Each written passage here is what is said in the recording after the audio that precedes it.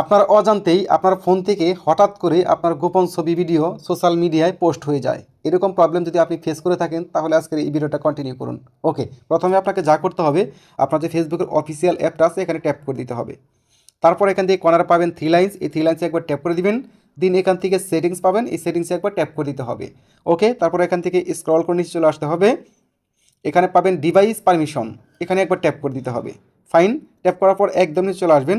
দেখুন এখানে photo and video ডান পাশ থেকে সি ইনফো লেখা আছে, এখানে ট্যাপ করে দিবেন।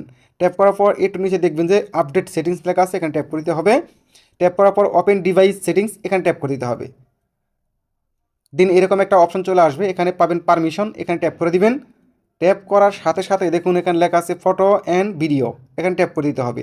তারপর দেখুন এখানে লেখা আছে অ্যালাউ অল, এটা আপনি কী করবেন, এখান থেকে ডোন্ট অ্যালাউ এটাকে টিক মার দিয়ে দিবেন। টিক মার দেওয়ার পর আপনার কাজটি কিন্তু শেষ। এখন আপনার ফোন থেকে আপনার ছবি ভিডিও হঠাৎ করে কিন্তু পোস্ট হবে না, আপনার অনুমতি নিয়ে পোস্ট করতে হবে। সো আশা করি বুঝতে পারছেন, ভিডিওটা খুবই গুরুত্বপূর্ণ। শেয়ার করে প্রত্যেকটা বন্ধুদেরকে দেখার সুযোগ করে দিবেন।